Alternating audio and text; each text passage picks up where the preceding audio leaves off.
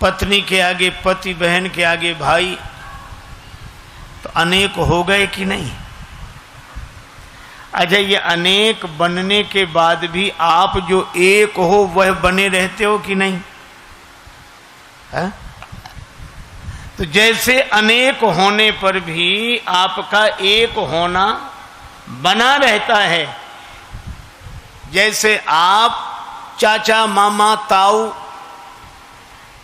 पिता, पुत्र, भाई, पति अनेक बनने पर भी एक बने रहते हो, इसी तरह परमात्मा एक होकर भक्ति के कारण अनेक रूपों में प्रकट हो जाता है।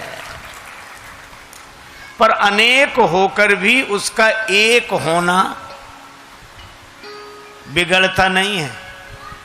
अच्छा, मिट्टी एक है, घड़ा, सकोरा, अनेक घड़े हैं, घड़े अनेक हो सकते हैं पर मिट्टी एक है। आभूषण अनेक हो सकते हैं पर सोना एक है।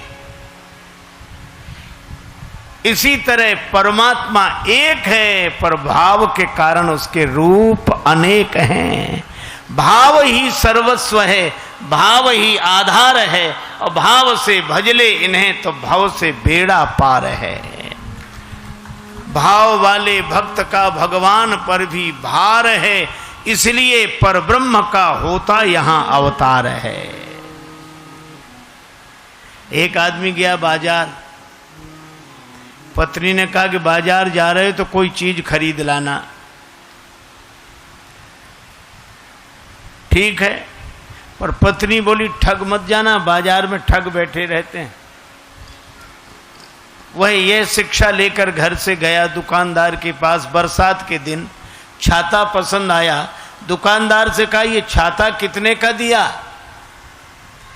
दुकानदार बोला 20 रुपए का, सस्ते का जमाना था। छाता कितने का दिया? बोला 20 रुपए का। तो वो तो घर से पढ़कर आया था, बोला हम तो 10 रुपए देंगे। दुकानदार समझ गया कि ग्राहक बड़ा चतुर है, तो बोला अब तुमसे क्या मुनाफा लें, दाम के दाम में ले जाओ, 16 रुपए निकालो ले जाओ। 16 रुपए में दोगे? हाँ। तो खरीदने वाला बोला फिर तुम 8 रुपए देंगे। दुकानदार ने समझा मजाक कर रहा है, कहा 12 रुपए में लेना है कि नहीं? ग्राहक बोला 6 रुपए देंगे। अरे भाई चलो 10 रुपए में ही ले जाओ, तो बोला 5 रुपए दूंगा। अंत में दुकानदार बोला कि 8 रुपए में लेना है, तो बोला 4 रुपए ले लो। तो दुकानदार झल्ला कर बोला कि मुफ्त क्यों नहीं ले जाते? तो बोला मुफ्त दोगे तो 2 ले जाऊंगा।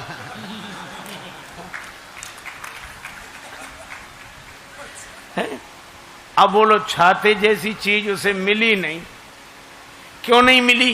क्योंकि वो किसी एक भाव में टिकता ही नहीं था। तो जब भाव में टिके बिना उसे छाता नहीं मिला, तो भाव में टिके बिना परमात्मा की छत्र छाया कैसे मिल जाएगी? भाव बिना बाजार में वस्तु मिले नहीं मोल, तो भाव बिना हरि क्यों मिले? इसलिए भाव सहित हरि बोल। भाव के कारण जो दशरथ जी के पुत्र बने, वे ही विश्वामित्र जी के शिष्य। लाइक सब्सक्राइब शेयर जरूर करें। जय श्रीमन नारायण।